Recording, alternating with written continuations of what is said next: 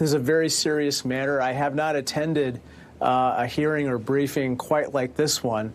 I'll just set the scene. You have an inspector general who was appointed by the Trump administration, who came forward of his own volition to the Intelligence Committee to give us a heads up that basically a complaint was being withheld from us, despite the fact that he believes that it should have been forwarded to us through the office of the Director of National Intelligence. And he also further related, and this is also in his correspondence, that it was both credible and urgent. And this is something that you don't, this is unprecedented, a credible and urgent complaint being withheld from Congress. The purpose of the whistleblower statutes was precisely to have these types of complaints brought to the Congress or to the American people to help expose that wrongdoing and obviously to remedy and prevent it from happening again. In his first letter to your committee, which is now almost 2 weeks old, he said he believed that Joseph Maguire, the Trump-appointed acting director of national intelligence who succeeded Dan Coats, was acting in good faith. That's what he said then. Was that his assessment today? We didn't get into that, and I don't think he was necessarily asked that question. But clearly he disagrees with acting Director Maguire with regard to the analysis of how the law that you ably described applies in this particular case. What we know is that acting Director Maguire raised at least 2 objections with regard to the analysis that the Inspector General had applied. One, that he thinks that somehow there's a privilege which would stand in the way of basically turning over this particular complaint to the Intelligence Committee. I think that's hogwash. There's no such privilege that would stand in the way, and certainly there's no privilege that would shield information about wrongdoing from Congress. The second major objection that we learned about that the acting director raised is that somehow the fact that the person complained about is outside of the intelligence community somehow means that the statute does not apply. The whistleblower statute does not apply in this case. Again, that is completely wrong. The statute applies to any intelligence activity covered by the operations of the Director of National Intelligence. And so it doesn't matter where that person actually lies, whether it's inside or outside the intelligence community. Ned Price, I just want to give you a wide open opportunity here because you just kept throwing things at us last night that I hadn't even thought of in my questioning. So I'm just going to give you the floor. Where do you see this on day 2? Well, I think what we've learned tonight, Lawrence, is that it has something to do with Ukraine. We don't know what precisely. We don't know what this promise may have been. But I think, Lawrence, it raises the prospect even more so that what we're really talking about is a quid pro quo. And now, of course, quid pro quos are part of statecraft. They are part of diplomacy. It's what presidents do all the time. President Obama sent 4,000 troops to West Africa to fight the Ebola virus in return for a coalition of countries joining us to counter a collective threat.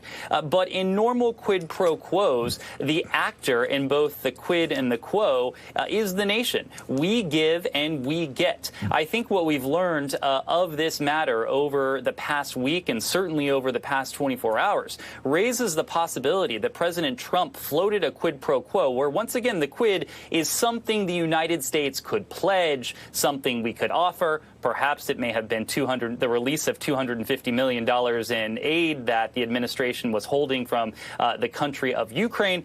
But the quo in this case may well have been something for President Trump himself.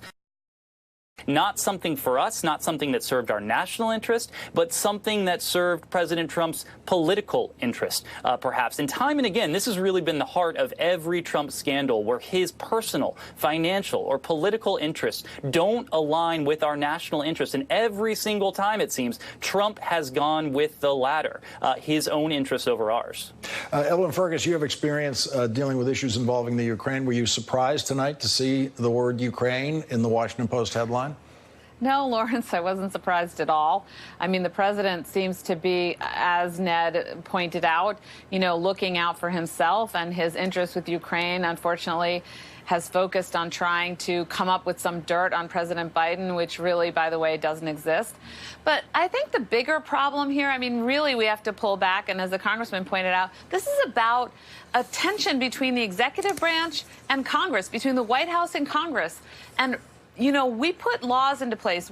Congress put laws into place in the 70s in reaction to abuses by the CIA. They conducted all kinds of attempted assassinations in the 50s and 60s. You know your history. You were in the Senate.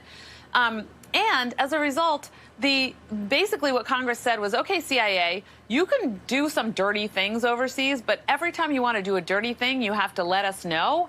And you have to have a whistleblower, kind of a conduit directly to Congress, that if you're not letting us know, or if there's some problem, that people inside who are concerned, who have really good evidence and reasonable cause to be afraid about harm to American national security, can report directly to Congress. And so my beef with all of this is we don't know yet exactly what's at the heart of the whistleblowing complaint, but my concern is that Congress is not getting the information that it deserves. And the acting DNI, I know him well from his time as a special operations SEAL. He is probably trying to make the president happy, but it's not the right approach. Congress deserves to know whatever it is that's in there. And if the Inspector General thinks that it's important enough to send over to Congress, then it should be sent over to Congress. Again, it runs into the whole tension right now that's going on between Congress and the White House about the right of Congress to have information that the White House doesn't want Congress to have. Evelyn, let me just take you back to Joseph Maguire, because he's the mystery man at the center of all this. And most people don't know anything about him, and he has not been very prominent. You do know him. Are you surprised by his conduct so far? I mean, yes and no. The man is obviously a longtime military officer, so his impulse, I think, would be to try to do what the White House is asking him to do. But SEALs are known to be courageous. But can I just stop you there? Can I just stop you there? Sure. Nowhere in the law does it say consult the White House. Why would a longtime military officer think beyond the sentences of the law that are right in front of him? What is the military tradition there that he would be following? Well, I don't know whether somebody else told someone else in the White House. So what we know is this intelligence officer, the whistleblower, probably was at one point on the White House staff, which would also explain why they would be privy to phone conversations, because the conversations that the president has with heads of state, those transcripts are kept very close circle. So cabinet members and people assisting the cabinet members. When I was in the Pentagon, I would see the transcripts of phone calls with the President Putin, for example, or the Ukrainian president. But it was a very close circle, and I was pretty senior in the Pentagon at the time. So an intelligence official working in the White House, that person would also have access to that. Obviously somebody stepped in and told Joe Maguire not to send this information over, the acting DNI. I think there's nothing in his military training that should tell him to do that. He should seek counsel, and it's clear that his counsel would have told him, or at least the Inspector General would have told him, to send that over to Congress. So I think he made a misstep. And frankly speaking, he's acting. So if he wants to get confirmed by Congress, this is not the right approach politically even for him. Well, with the Republican Senate, it could be the only approach at this point. We don't know. Congressman Krishnamoorthi, what did you hear today in the briefing about Ukraine? I can't comment on that specific allegation or that issue, because we don't know the substance of the complaint. But I want to point out one thing. The purpose of the whistleblower statute was also to allow the whistleblower to bring a complaint in the right way, through the right process, so that we could act upon it in Congress in the appropriate manner. But if we don't act upon it and this information doesn't get to us in the appropriate manner, I fear there will be